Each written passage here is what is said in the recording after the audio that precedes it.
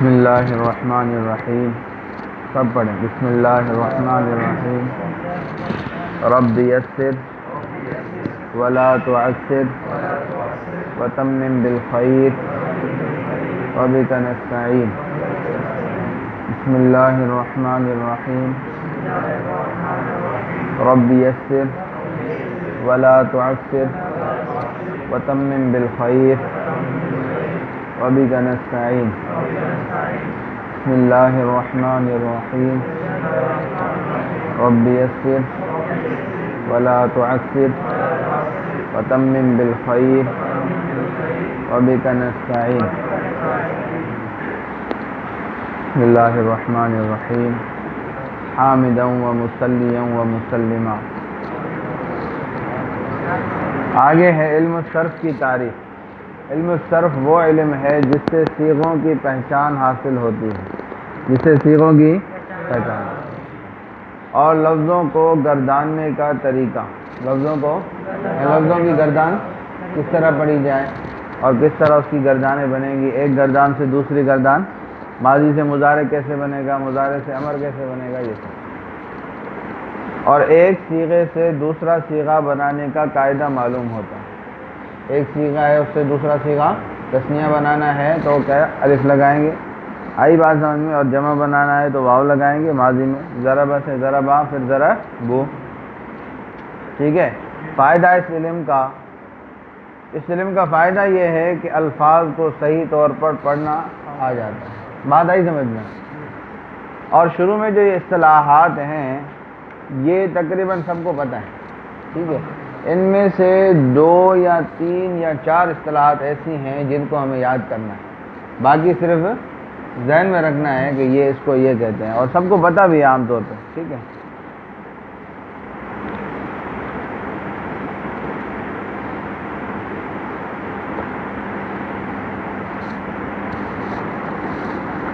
ضمہ پیش کو کہتے ہیں، فتح زبر کو، اور کسرہ زیر کو. تنوین 2 زبر 2 زیر 2 پیش کو کہتے ہیں. حرکت زبر زیر پیش کا نام ہے. سکون اور جزم حرکت نہ ہونے کو کہتے ہیں. ٹھیک ہے.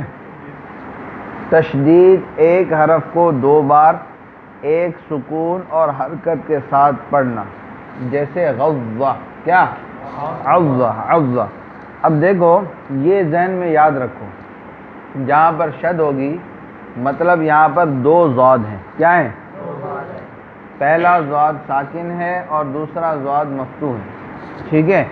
یہ اس وجہ سے یاد کرنے کی ضرورت ہے کہ بعد میں التقاء ساکنین کا جب قانون لگتے ہیں نا تو ان میں تشدید کی صورت میں بھی التقاء ساکنین کا قانون لگے گا، کیونکہ اس کا پہلا لفظ ساکن ہے. اس سے پہلے اگر ساکن مدہ آ جائے تو وہ التقاء ساکنین کی وجہ سے گر جاتا ہے. بہرحال وہ تو بعد میں آئے گا، لیکن یہ ذہن میں رکھنا ضروری ہے. سمجھ رہے ہیں نہیں؟ اس کو اگر ویسے بھی الگ الگ کر کے پڑھیں، عین زبر ع اور عین ضاد زبر عض، ٹھیک ہے، پھر ضاد الگ سے لکھیں ضاد زبر ضا، تو پڑھنے میں وہی آئے گا عض. ٹھیک ہے. مضموم. اب یہ جو نام تھے نا یہ ساری جو ہے وہ حرکتوں کے نام. آگے وہ نام آ رہے ہیں، الفاظ کے نام آ رہے ہیں. جن الفاظ پر، الفاظ نہیں حروف کہیں، جن حروف پر یہ حرکتیں آتی ہیں ان حروف کو کیا کہتے ہیں؟ ضمہ، فتح، کسرہ، تنوین، جزم، سکون، تشدید، یہ سب حرکتوں کے نام ہیں. اور جن حرفوں پر یہ حرکتیں آئیں ان حرفوں کو کیا کہیں گے؟ کہتے ہیں مضموم وہ حرف ہے جس پر پیش ہو، یعنی جس حرف پر پیش ہو اس حرف کو کیا کہیں گے؟ تو یہ مضموم حرف کا نام ہے. مفتوح وہ حرف جس پر زبر ہو. مکسور زیر والے حرف کو کہتے ہیں. متحرک حرکت والا حرف. ساکن وہ حرف ہے جس پر حرکت نہ ہو یا جزم ہو. مشدد وہ حرف ہے جس پر تشدید ہو. حرف علت 3 ہیں. حرف علت 3 ہیں. واو الف یا. واو الف یا. انگریزی میں دیکھا جائے ان کو واولز کہتے ہیں. ٹھیک ہے. ہاں تو یہ حروف علت ہے. ٹھیک ہے. کہ مجموعہ ان کا وائے ہے. مجموعہ ان کا کیا ہے؟ وائے. واو الف یا. صیغہ لفظ کو یہاں پر صیغہ لفظ کو ایک ابتدائی طالب علم کو بتانے کے لیے کہا گیا ہے کہ صیغہ لفظ کو کہتے ہیں نا یہ کون سا صیغہ ہے، ٹھیک ہے، تو اس سے مراد جو ہے وہ پوری ایک تفصیل ہوتی ہے جو بتانی ہوتی ہے، لیکن یہ ابتدائی طالب علم کو بتانا ہے کہ صیغہ لفظ کو کہتے ہیں۔ اسم نام کو یہ بھی ابتدائی طالب علم کو بتانا ہے، حالانکہ اسم کی ایک تعریف ہے کہ اسم وہ ہے جو اپنی معنی پر خود دلالت کرے اور تینوں زمانوں میں سے کوئی زمانہ نہ پائے، ٹھیک ہے۔ فعل کام کو کہتے ہیں۔ زمانہ وقت کا نام ہے اور وقت تین ہے، ماضی معنی گزرا ہوا، حال موجودہ اور مستقبل آنے والا۔ فعل ماضی اس فعل کو کہتے ہیں جو گزرا ہوا زمانہ بتائے، جیسے ضربہ اس ایک مرد نے مارا گزرے ہوئے زمانے میں۔ ماضی کا آخر ہمیشہ مفتوح ہوتا ہے، لیکن جب وہ واحد ہو، ٹھیک ہے، لیکن تثنیہ جمع ہو تو اس میں تو تبدیل ہو جاتا ہے، لیکن جب ماضی واحد ہو تو اس کا آخر ہمیشہ۔ فعل مضارع اس فعل کو کہتے ہیں جو زمانہ موجودہ یا آئندہ بتائے، جو زمانہ موجودہ پریزنٹ اور فیوچر دو زمانے آتے ہیں اس میں، تو وہ سیاق و سباق آگے پیچھے دیکھ کر بندہ اندازہ لگائے گا کہ یہاں پر ماضی کے لیے ہے یا حال کے لیے ہے یا مستقبل کے لیے ہے۔ اور کچھ علامات بھی ہیں کہ سین اور سوف جب لگا ہوا ہو یا لن حرف لن ہے یہ لگا ہوا ہو تو وہ ہمیشہ مستقبل کے لیے آتا ہے فعل مضارع۔ بات آئی سمجھ میں؟ جی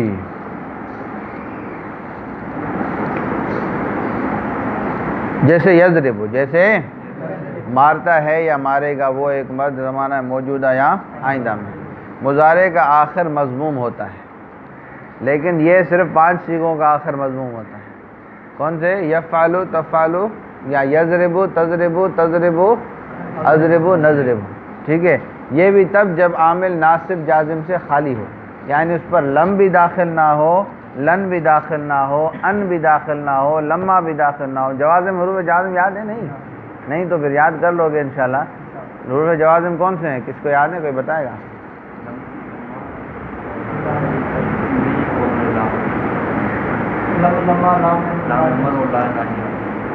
ٹھیک ہے ماشاءاللہ، اور ایک اور رہ گیا، وہ ایک کون بتائے گا؟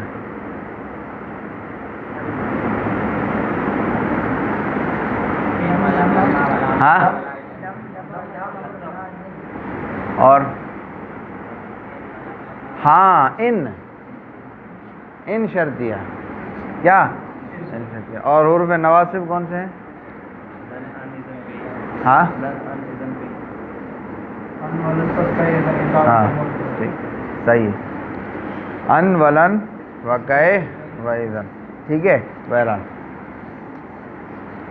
تو یضرب مضارع پر ضمہ کب ہوتا ہے؟ جب 5 صیغوں پر ہوتا ہے اور جب اس پر جازم اور ناصب داخل نہ ہو، لم لن وغیرہ داخل نہ ہو۔ امر اس فعل کو کہتے ہیں جس میں کسی کام کا حکم دیا جائے، جیسے اضرب تو مار۔ نئی اس فعل کو کہتے ہیں جس میں کسی کام سے روکا جائے، جسے کسی کام سے یا دوسرے لفظ میں نہ کرنے کا حکم دیا جائے، نہ کرنے کا، جیسے لا تضرب تو مت مار۔ اس بات مثبت فعل کے ہونے کو کہتے ہیں، جس کو کیا کہتے ہیں؟ پازیٹیو سینٹینس، ٹھیک ہے۔ جیسے ضرب اس نے مارا، یضرب وہ مارتا ہے یا مارے گا، ٹھیک ہے۔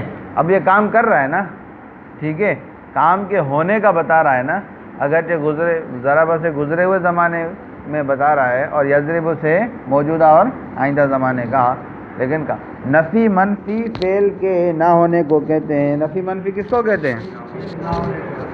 جیسے ما ضرب اس نے نہیں مارا، لا یضرب وہ نہیں مارتا ہے یا نہیں مارے گا۔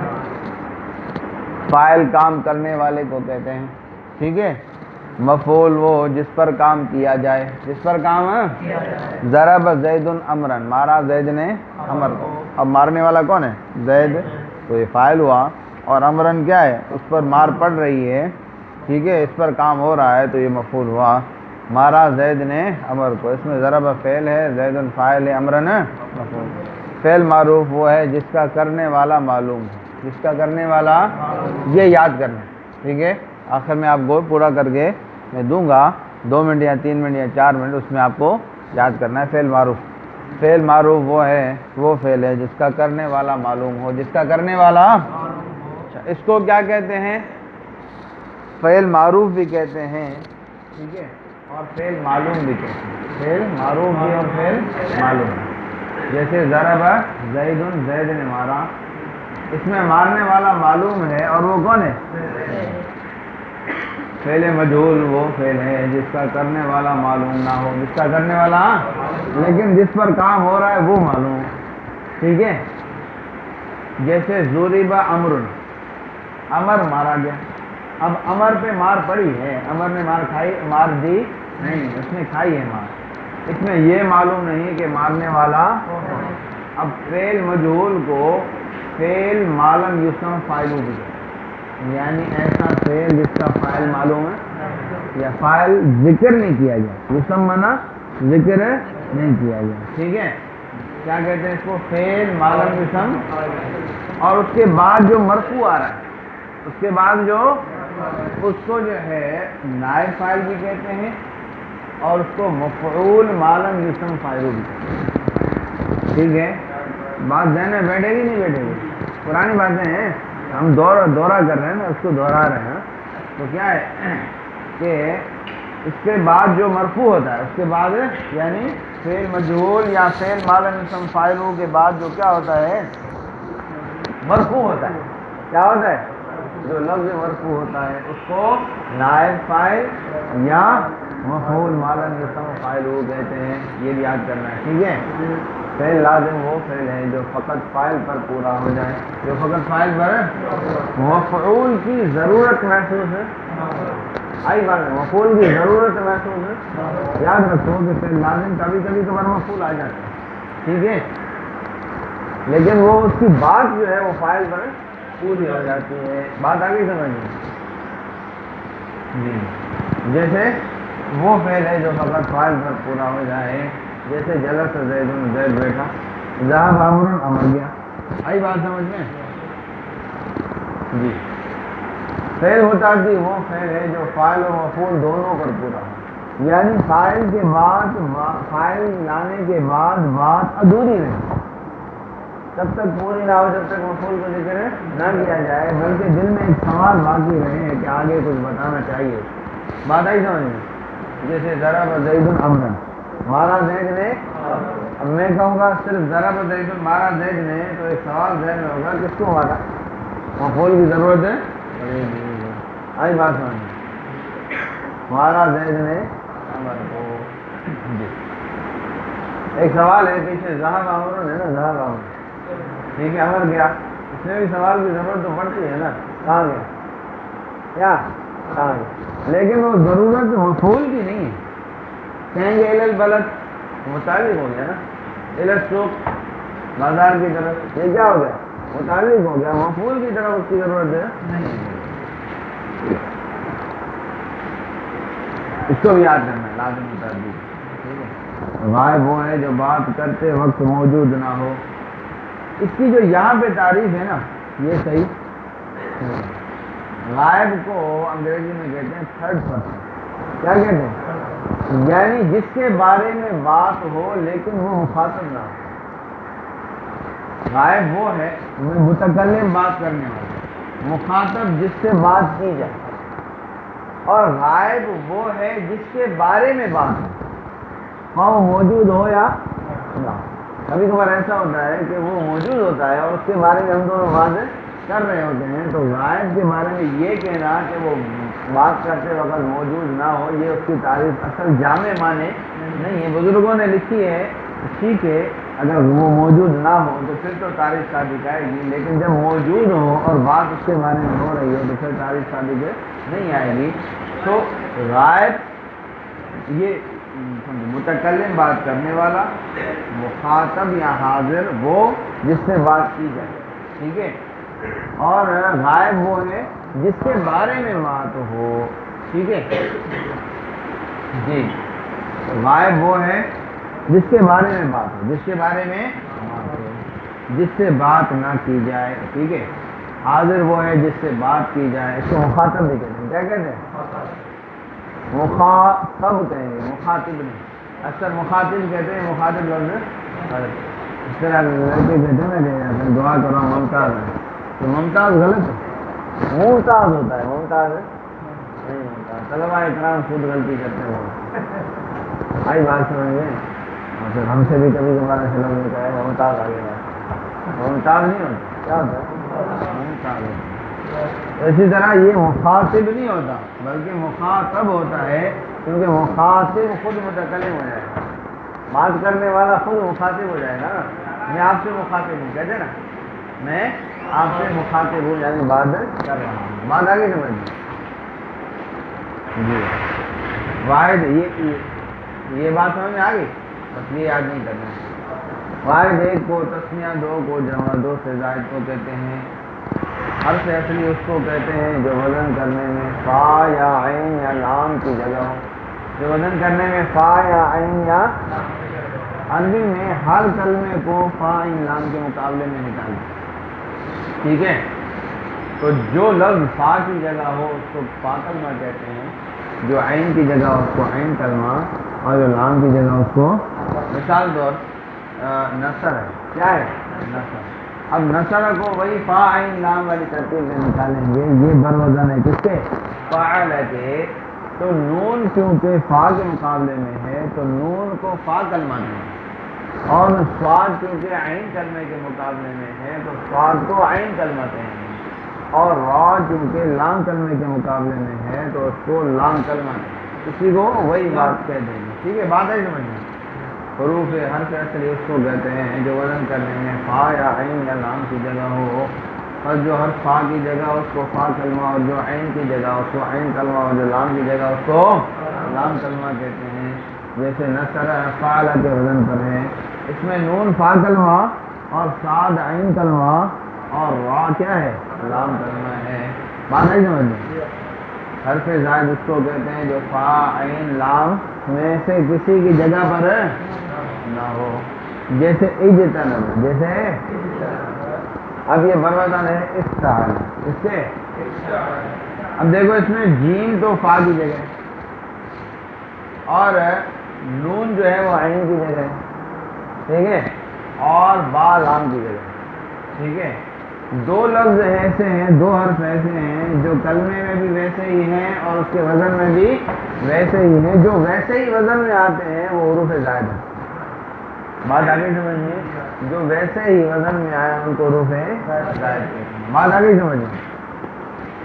جیسے اجتنب استعلا کے وزن پر ہے، اس میں جیم ساکن فا کی جگہ ہے، اور نون مفتوح عین مفتوح کی جگہ ہے، اور با مفتوح لام کی جگہ ہے. پس جیم نون وا حرف اصلی ہوئے، واقعی حرف یعنی حمزہ اور تا کیا ہے؟ بات سب کو سمجھ میں آ رہی ہے؟ کو آ رہی ہے؟ کسی کو نہ سمجھ میں آئے تو پوچھے صحیح کیا ہوتا ہے. آئی بات ہے تو پوچھنے میں کوئی حرج ہے؟